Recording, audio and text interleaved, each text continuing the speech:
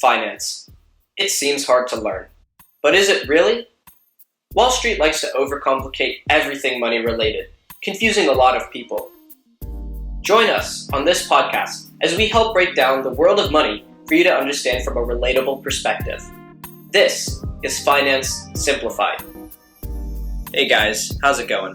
My name is Rohan, and I want to welcome you to Finance Simplified, the official podcast for Street Fins. We're here to simplify finance for you so you can actually understand it to better your future.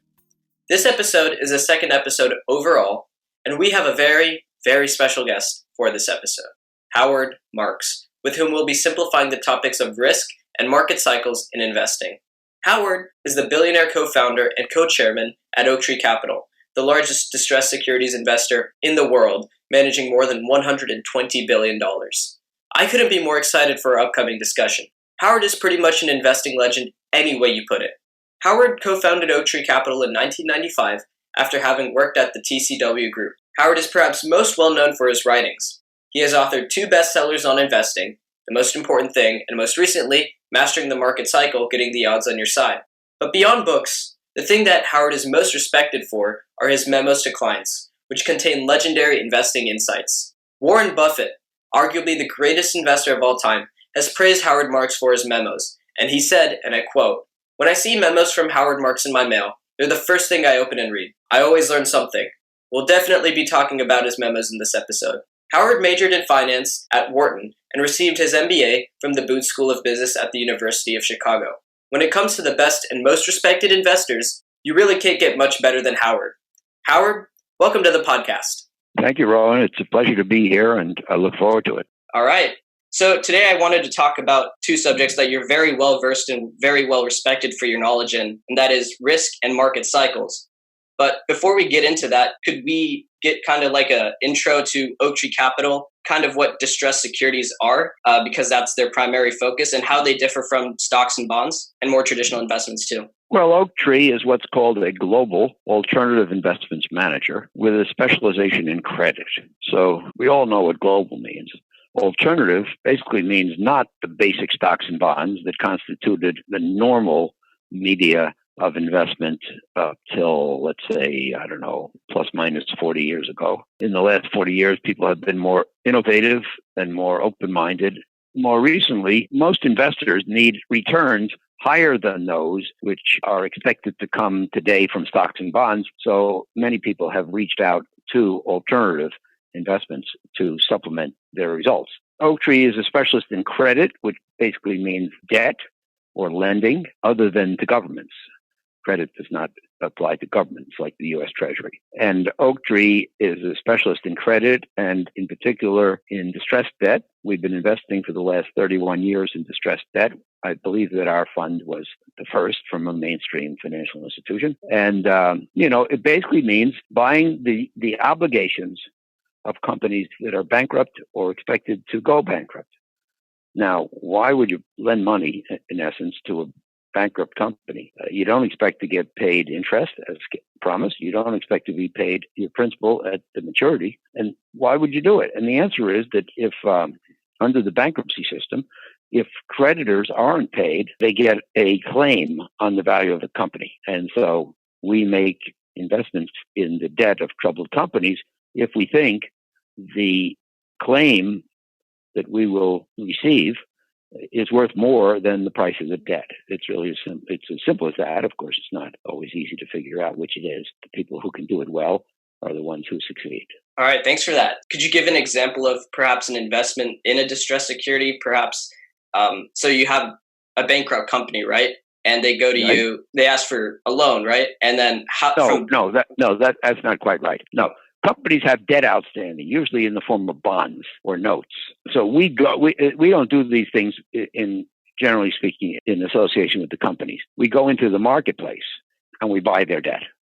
So, maybe a company issued a $1,000 bond and maybe it's available now for $500. And if we feel that our claim in the bankruptcy will end up being worth $700, well, maybe we'd be willing to buy it for $500.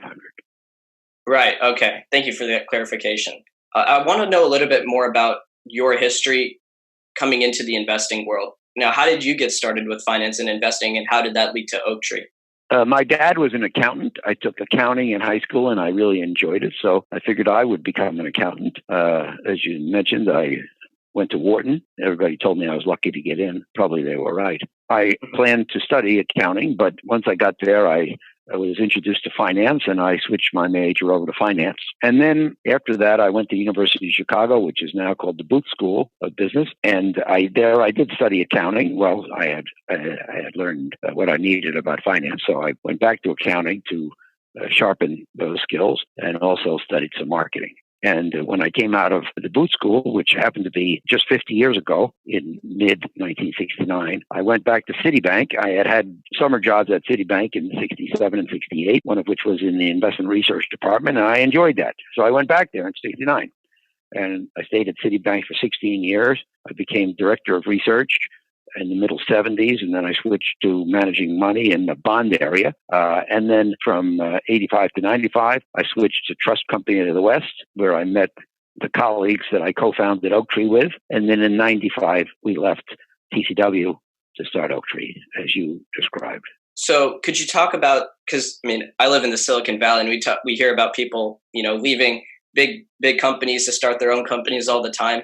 Could you talk a little bit about your entrepreneurial journey and deciding why you decided to leave TCW and start Oaktree Capital? That's an interesting question. I was not an entrepreneurial spirit. I was not a renegade. I was perfectly happy working in large organizations, and I was pretty happy with the jobs I had. But in essence, I believe that in many cases people have positive and negative motivations.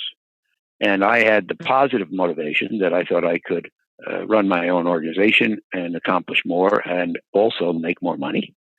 And then I had the negative motivation that my employer at TCW was not necessarily treating me the greatest or letting me accomplish what I could. So positive and negative reasons for moving on. And so I did. Going back to, your time at Wharton, right? What you mentioned that you switched majors to finance. Could you explain sort of, what specifically kind of drew you from I think it was accounting to finance? Well, I think I decided that accounting is a technical procedural activity that I could do better, and that I could do better in an area which is less technical and procedural and more requiring thought or innovation. And so I shifted over. Basically, I decided I didn't want to be an accountant. Accounting is a terrific skill to have. It's kind of like if you do almost anything, you want to have the skill of being able to write English. In business, it's terrific to know the principles of accounting, but that doesn't necessarily mean you want to be an accountant, as I didn't. Right. It's not. Yeah. So accounting really is the language of business, but not everybody wants to, right. do accounting full on. For sure. Sure. So let's delve into risk now. You're really known for your insightful investing philosophies that you document through your books, your memos, other interviews you've had. And one of the greatest things that you emphasize is working with risk and how to manage it. Could you just kind of define how you see risk, just as an intro to hopefully a broader discussion about it? Well, Rowan, I'm a professional investor, and I think that the distinguishing characteristic of an outstanding professional is what he or she does with regard to risk. Investing should not be just about trying to make money. It's not hard to make money as an investor. That's especially true when the market goes up, and most of the time the market goes up. So just making money cannot be the mark of a good investor. And in fact, in the years in which the market goes up, which is most years, the person who takes the most risk makes the most money. So again, it's not just returns or even high returns that distinguish a professional. To my way of thinking, a professional is someone who makes a lot of money when the market goes well, but who also, because he thought about risk and controlled the risk in his portfolio, doesn't lose a lot of money when the market does badly. That combination is, for me, the mark of an outstanding professional. It's easy to make a lot of money in the good years if you're willing to lose a lot of money in the bad years. But to make a lot in the good years and not lose a lot in the bad years, I think is a great accomplishment. It demonstrates what I call an asymmetry. An asymmetry. It's easy, like I say, to make a lot of money in the good years if you're willing to lose a lot of money in the bad years. But it's not much of an accomplishment. The real accomplishment is the asymmetry, the imbalance of doing well in the good years and not so badly in the bad years. So I think that risk is the hallmark. Risk management is the hallmark of an outstanding investor. And I believe that outstanding investors are people who understand, who can recognize situations where they'll make a lot of money if things go well and not lose too much if things go poorly. And again, to me, that's the kind of investments I want to make. Now, whatever I say today about investing, remember, as I know you will, that this is my personal point of view. This is what I like to think about. This is how I view things. My views are not the only correct way. There are people who say, to hell with risk management. I want to make a mint in the good years, and I'm willing to experience volatility and even losses in the bad years. You know, I'm thinking about an individual who has a fabulous track record in terms of his lifetime rate of return and has had some really terrible years. But his good years are off the charts. My good years aren't that great, but my bad years were quite palatable. So I produced a good return with stability and resistance to losses. And for me, that's how I want to make my way. Gotcha. So could you kind of talk about the idea of volatility and risk? Like you mentioned in your book, the most important thing and some of your memos that risk is not the same thing as volatility, while volatility is just a measure of it. So what are your thoughts on kind of the relationship between volatility and risk? As you suggest when you say, it can be used to measure volatility, which is the degree to which the price of an asset fluctuates or the return on a portfolio fluctuates, the ups and downs can be indicative or symptomatic of the presence of risk. But what I learned at Chicago in 67, 68 was that volatility is risk. And I disagree with that. Risk, to me, is the probability of undesirable outcomes. Now, usually that means the probability of losing money. And if something fluctuates and has a temporary downward move, that's volatility. But to me, that's not risk. Risk is the probability that it has a downward move and doesn't come back. That the losses are terminal. By the way, when I say that risk is the probability of an undesirable outcome, there are other undesirable outcomes other than just the loss of money. For example, if you're a professional investment manager like me and the market's up 20% and the competitors are up 20% and you're up 10, that's an undesirable outcome. It's not that you lost money, but maybe you performed so badly that it affects your business.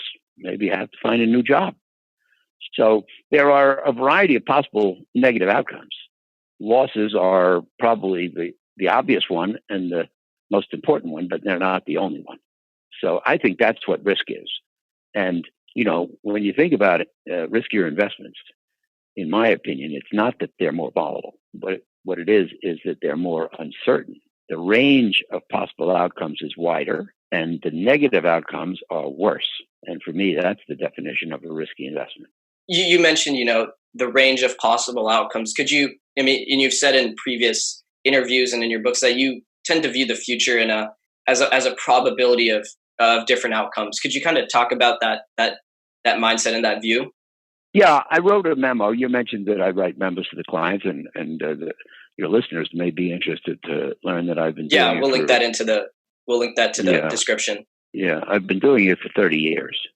And I wrote one back in the 90s, I think it was, called Us and Them. And basically what Us and Them was about was the fact that in the investment business, there are a bunch of people, many, many people, who invest based on their assessment of what the future holds, what we call the macro future, which means movements of the economy, interest rates, currencies, and markets.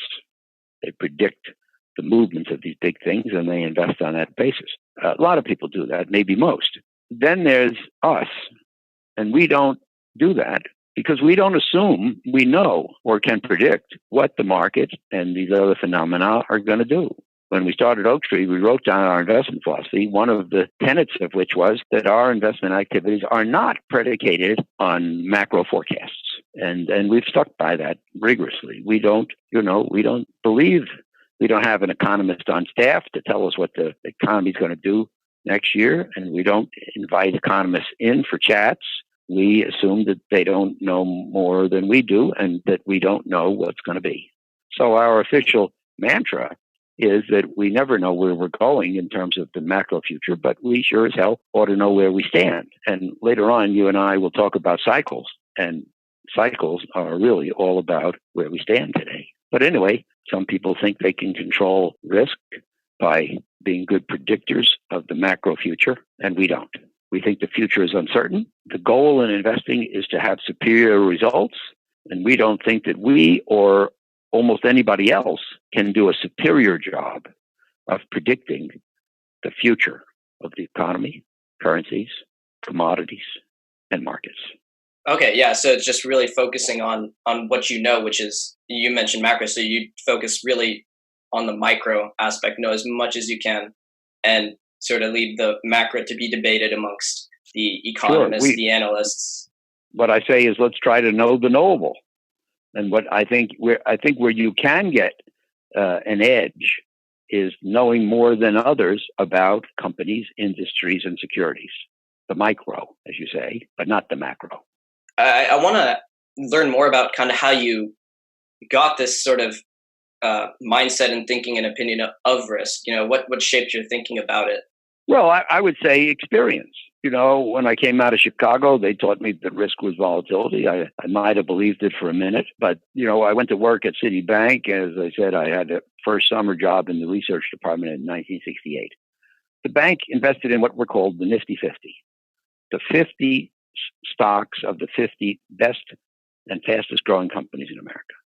Companies that were so terrific that they were worth any price and nothing bad could ever happen. IBM, Xerox, Kodak, Polaroid, PerkinElmer, Hewlett-Packard, Texas Instruments, Avon, Coca-Cola, AIG, on like that. And if you got there the day I did in June of 1968, and if you bought the Nifty 50 stocks, and if you held them assiduously for the next 5 years to 73, you lost almost all your money. And to me, that's risk, not the occurrence of daily fluctuations in the price. Ups and downs don't hurt you as long as the downs aren't permanent and you can live through them and enjoy the ups.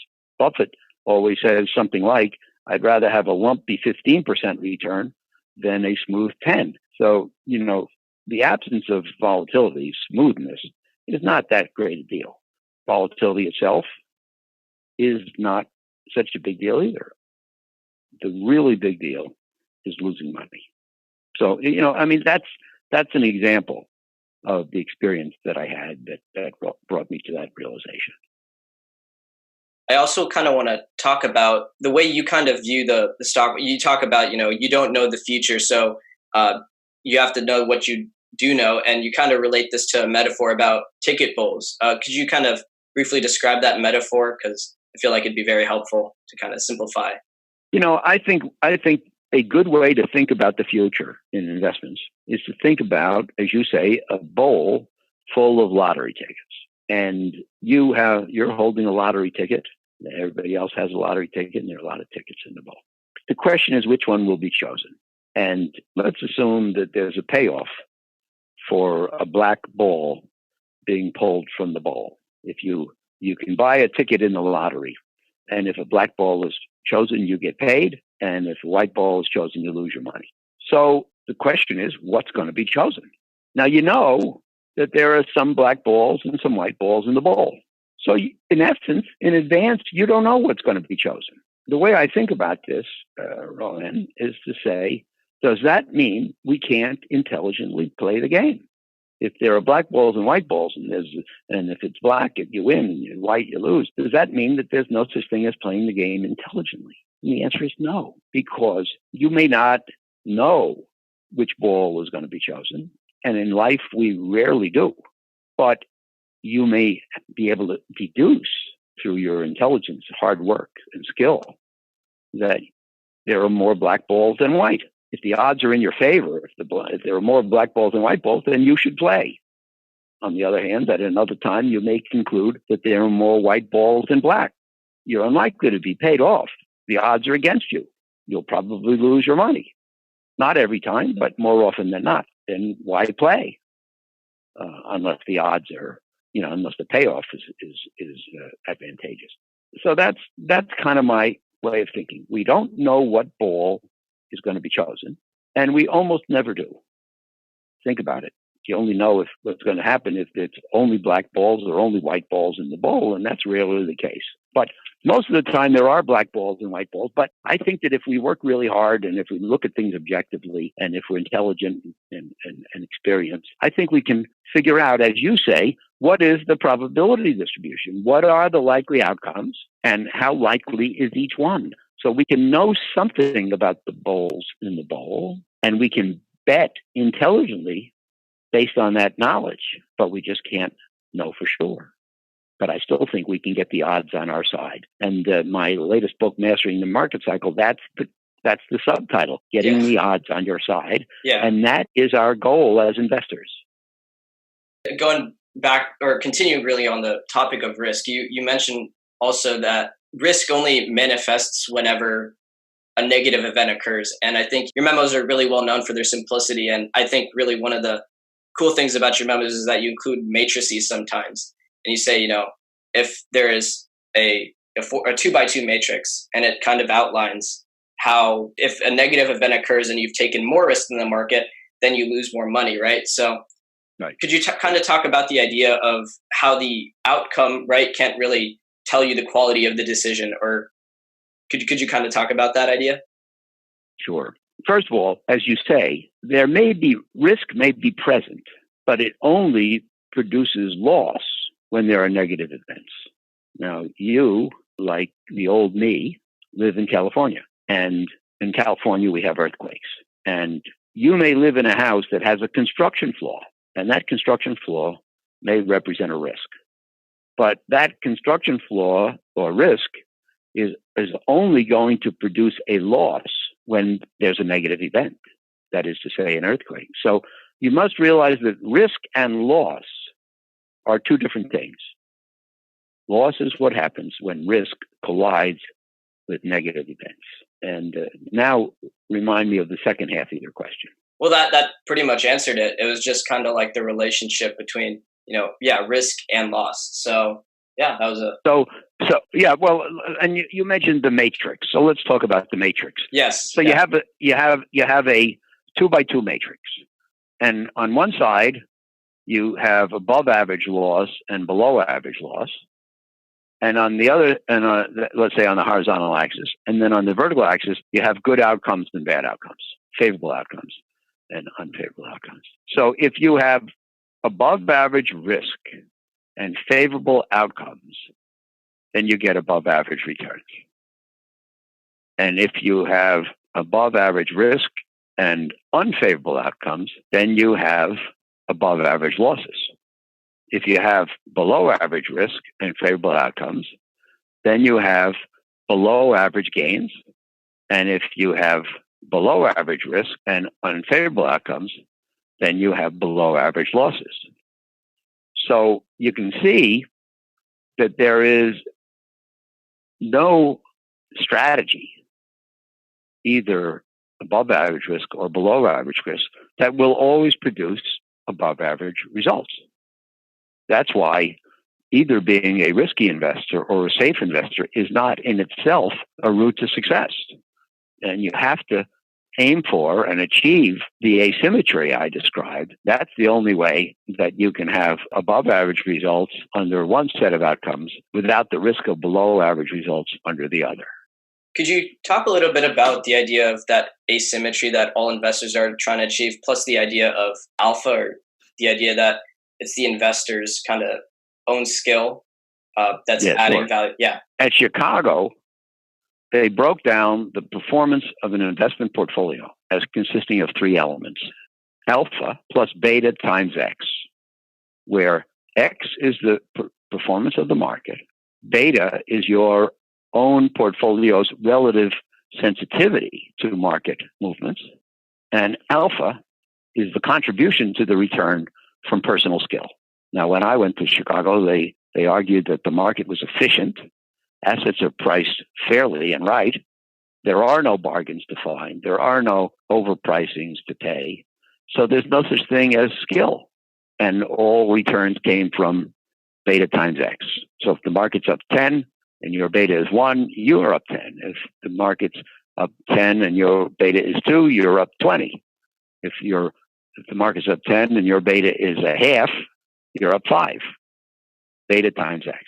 And there are markets which are described today as beta markets, which are mostly the public liquid stock and bond markets, where it is believed that most of the return comes from the performance of the market times the beta, and very little of the return comes from alpha or superior personal skill. Where I work in alternative investments, we hope there is alpha, and of course we hope we have it, and we hope there are mispricings, and we hope that we're smart enough to find them. So if the market is up 10 and your beta is 1, you're an average person in terms of relative sensitivity, then you're up 10, except that if you have alpha, which is the personal skill sufficient to add a few percent, maybe you're up 13 when the market's up 10, and then you're considered a superior investor.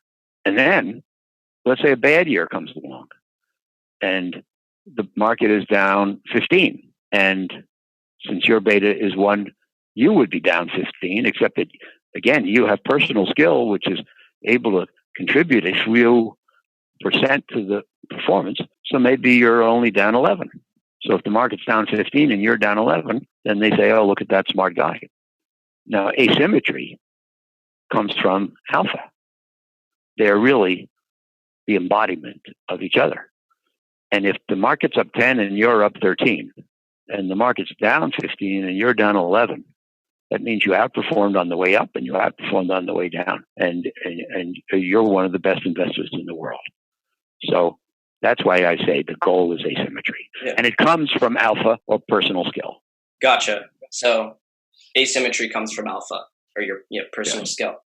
Switching gears a little bit, as first-time investors, high school students and college students, as many of them are first-time investors, they seem to not realize that when they invest, they're not just investing on some number on a screen that's going up and down and there's a chart attached to it, but that there's actually some entity that's receiving investment who only wants a certain amount, and that there's only a finite amount of dollars that are backing investments right now. And there's this kind of two-way demand between entities looking to get financed and those entities like Oaktree that are looking to invest and finance. So what happens when the demand for one exceeds the other? Well, without reference to investment, if we just think about microeconomics, which is called price theory, we know that if the demand holds steady and the supply goes down, then the demand overwhelms the supply and the price goes up.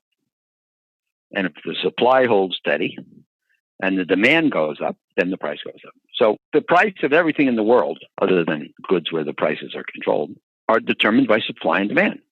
And that includes investing too. So when people get too excited about owning securities and desire too strongly to own them and demand them and compete to buy them, then the price goes up. And the price might exceed what we call the intrinsic value, in which case that might be a poor investment. Could you kind of talk about how that ties into the ideas of risk premiums and risk compensation and kind of define those two? Well, I think that the way investors should work is they should look at a company, they should figure out what we call the intrinsic value of a share of stock, and they should then open the newspaper and look at the price of the stock and see if the price is higher or lower. If the price of the stock you're interested in exceeds the intrinsic value, then chances are the odds are against you. The probability of a gain is low. The probability of a loss is high. The risk is high.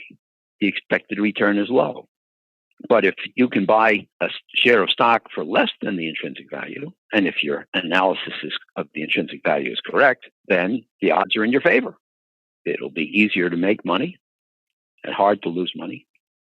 And the return can be high, and the risk is probably low. So to me, as you say, investing is not just guessing on the direction of the stock market or of the movement of the stock price. It's not just saying, oh, it went up for 3 days in a row, so it probably will go up a fourth. Or, it's been up strongly this year, so it'll probably continue. That's kind of investing in the face of ignorance. That's buying something that you know nothing fundamental about. You're only making a bet on whether or not a good trend will continue. That's not intelligent.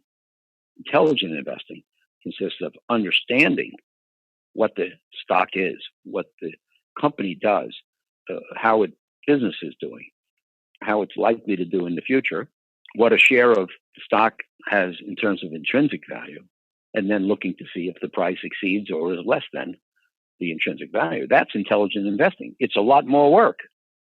It's a lot of work as compared to looking on the screen and saying, oh, it's been up for 4 days. Maybe it'll go up the fifth.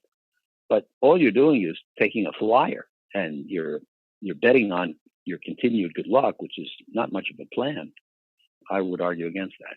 So understanding, as you say, that there's something behind the stock, and that's a company, and understanding that buying shares means buying a piece of a company. And hopefully you would only do that if you knew something about the company and consequently what the share is worth. Right. And it's kind of a characteristic, I guess, of first-time investors to somewhat extrapolate beyond just the past trends into the future, I guess, too. Well, not just first time. Lots of people do it, even the old timers. And by the way, if something's been going up for several weeks in a row, people who don't own it start to get jealous. And they say, I feel so terrible because everybody else is making money in that and I'm not. And I can't stand the pressure, so I'm going to capitulate and buy some, even though I don't know anything about it. Happens all the time. Now, people aren't always so honest about what their motivation is. Sometimes they can dress that motivation up in some more elegant clothing, but oftentimes it is just jealousy. There's a book written by a guy named Kindleberger about booms and panics and crashes and that kind of thing. And he has a great quote. He says, there's nothing so injurious to your mental well-being as to watch a friend get rich. And envy is a very powerful force. And when people see a stock go up, and they don't own it, sometimes they capitulate and jump on board, but usually at too high a price and with bad results. Yeah, we'll include the link to that book in the description. And you were kind of talking about the forces, envy, jealousy, that all contribute to creating a market cycle. So could you kind of talk about these forces and the market cycle? Obviously is, you have excesses and then you have corrections, crests and troughs. Could you kind of talk about the different emotions, factors at play at different stages of the cycle? Sure. Well, look, a market, it's very important to your listeners to take note. A market, it's not a thing. It's not an institution. It's not a place. It's not a building. It's not even a bunch of computers. A market is a bunch of people. People who make buying and selling decisions every day. And sometimes, being human, they make mistakes. What do we say? They're only human. And sometimes they get too excited and pay too high a price and lose money. And sometimes they get depressed because things have been going badly and they sell at too low a price and they missed out on future gains. So sometimes people are greedy and pay too much. Sometimes they're fearful. They sell too low. Sometimes they're optimistic. Sometimes they're pessimistic. Sometimes they're credulous. Sometimes they're skeptical. Sometimes they like the idea of risk because they think that risk bearing will be profitable if the market goes up. Sometimes they hate the idea of risk because they think that risk bearing will be painful if the risk goes down. So, the greatest fluctuations in the market occur not because the economy got better or worse, or because the company did better or worse, but because people are at an extreme positive or an extreme negative.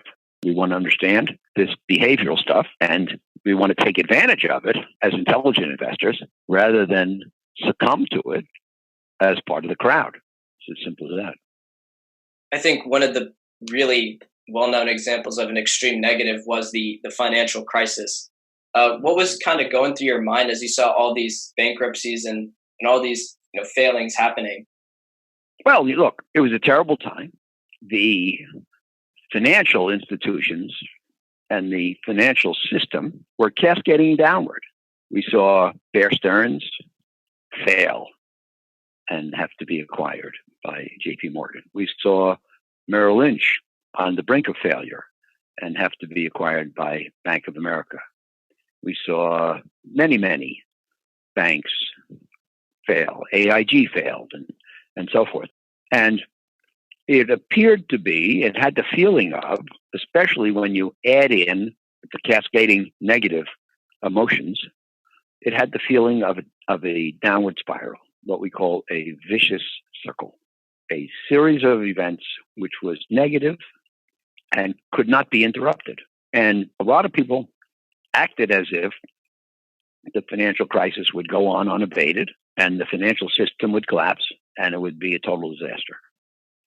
And of course, those people were, number one, willing to sell their securities at any price, even if it was too low. And number two, they were certainly unwilling to buy, even though the prices were very low.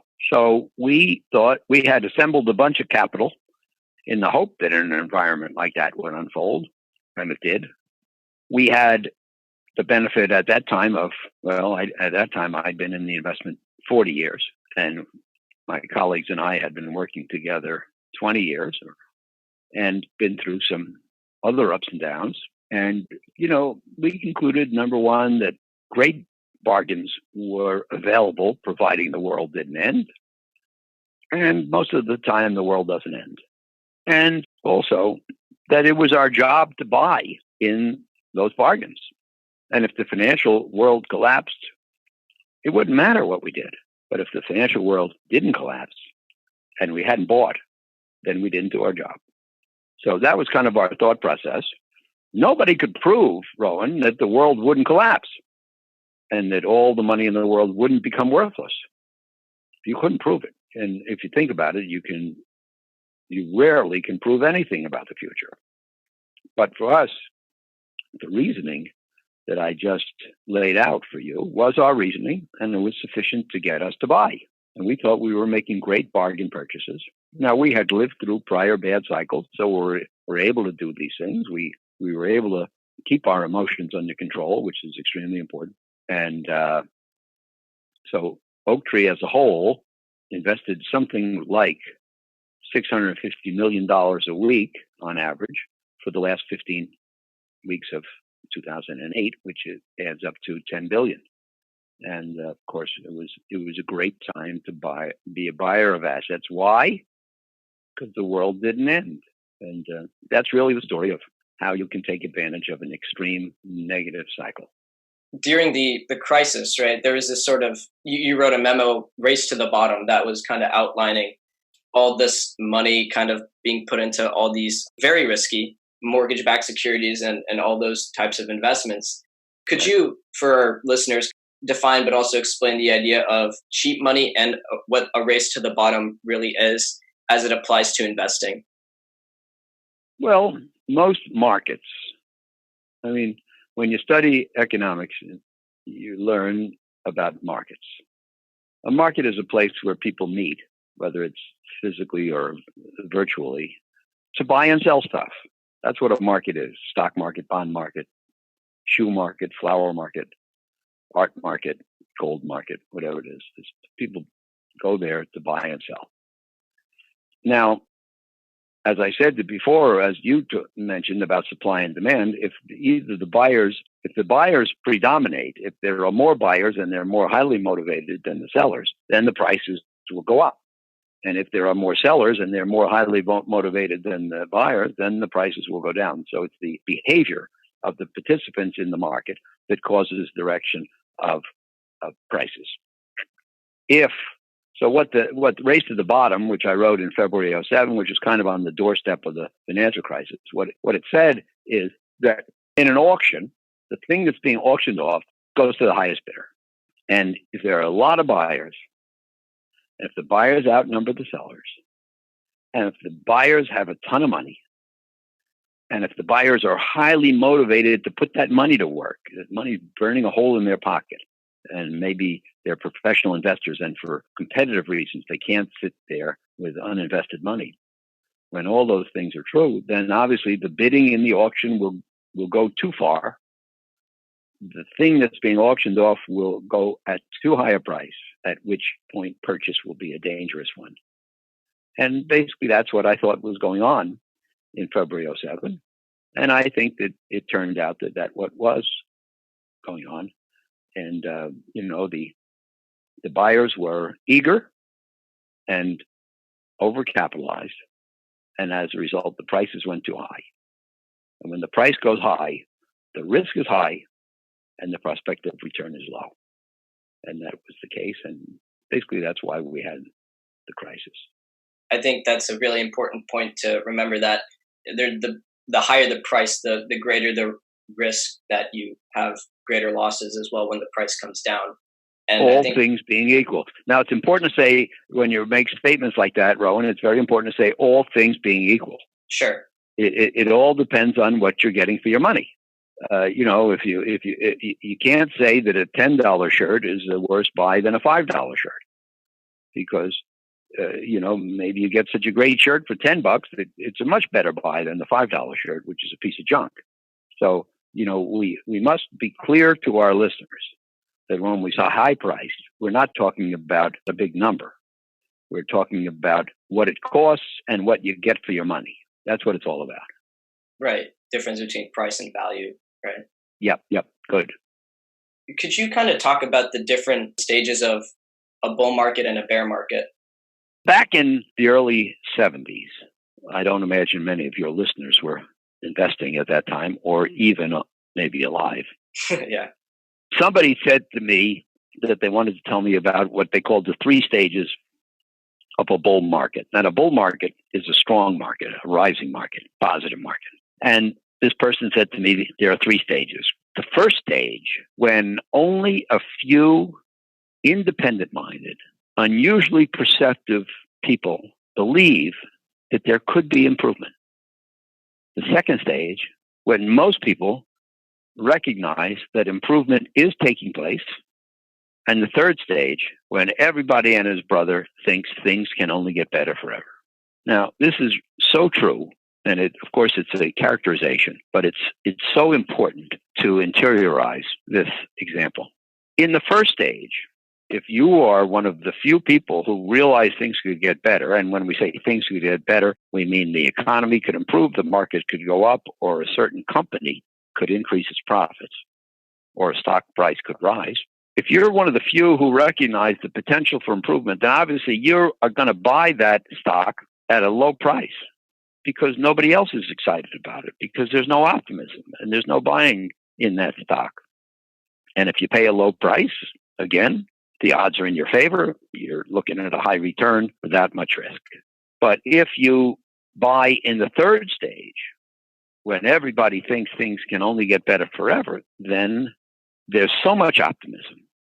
The expectations are so high, and so much favorable sentiment is reflected by investors that chances are that the price is too high. And at that point, then the odds are against you. The probability of loss is high. The probability of further gains is low, and the risk is high.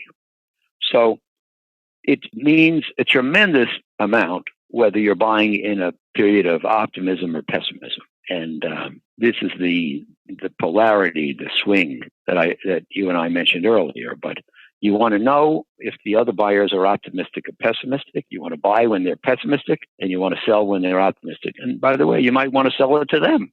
They're pessimistic and depressed. They sell it to you cheap. The price goes up. They get excited. Now they're optimistic and greedy. You sell it to them when the price is high. So I think that the 3 stages of a bull market this is not a scientific description, but this is a pretty good encapsulation of how things occur. Right. And I guess for the bear market is when, kind of the flip side of the bull market. Yep. And I want to kind of visit this idea of money sort of being the ultimate commodity, in the sense that my $100 would be the same as your $100, right?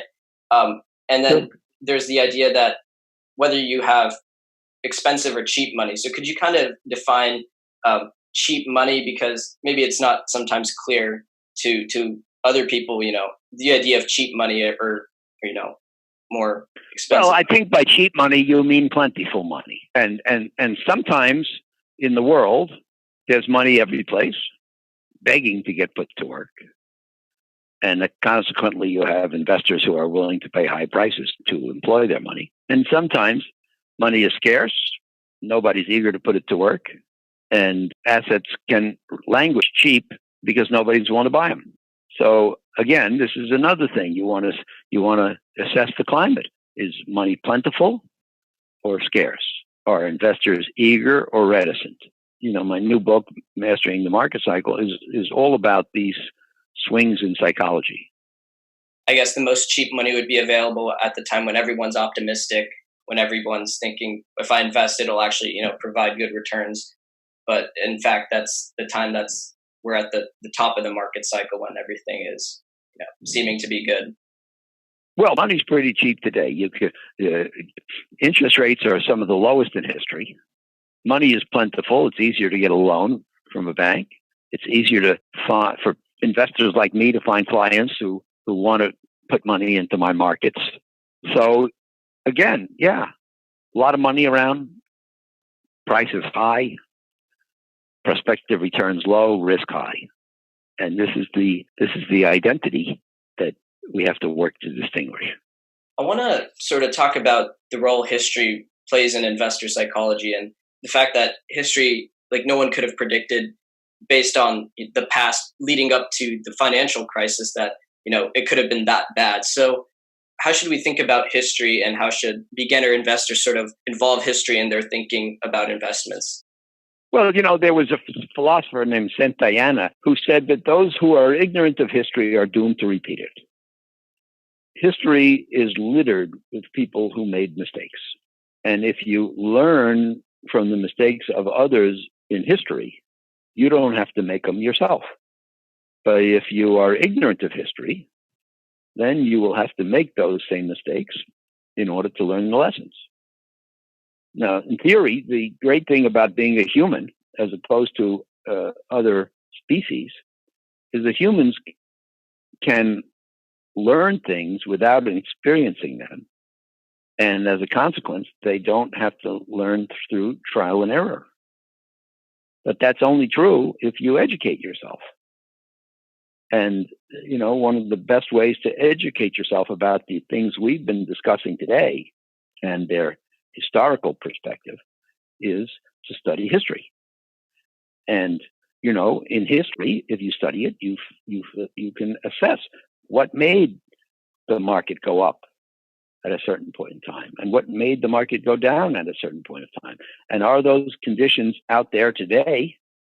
And do we have to worry about them? Are they creating risk or are they creating opportunity? So I think it's extremely important to understand financial history if you're going to be involved in the area of finance. And certainly when I was younger, I spent a lot of my time understanding history.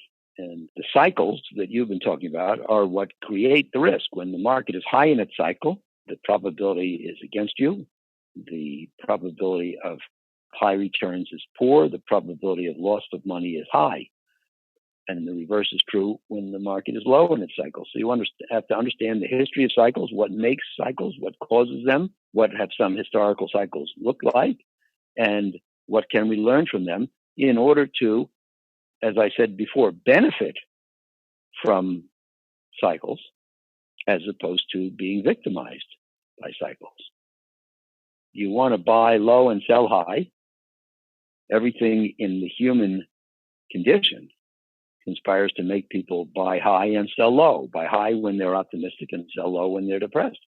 So if you study history and you understand this process, then hopefully you can resist it. Yeah, so we don't have much more time left, but I do have one final question, and it's you have 2 children, right? Right. And I was just wondering, what all did you teach them about finance, investing when they were, my age, when they were 17 or, just starting college? Well, I probably started talking to my son at the dinner table around 13, and he was really interested in learning this stuff and studying history, but he was also very interested in making money. And so, we talked about history and what the market did in that period and why it did it, and especially what mistakes others were making. I think that the most important thing to study is what mistakes are being perpetrated today and how can we avoid being part of that. So we always talked about that stuff, and we've always had that in common. My daughter was not that commercial. She wasn't that crazy about making a lot more money, and she was more artistic. And so we didn't talk too much business in the early days, but now she's come around and she's learned a lot. Now she's still not what I would call mercenary, but now she understands the realities of economics and what makes an enterprise successful or unsuccessful, and what things do you have to think about before you engage in an activity. So, she's been a great success, and she's now very, very smart about the ways of the world.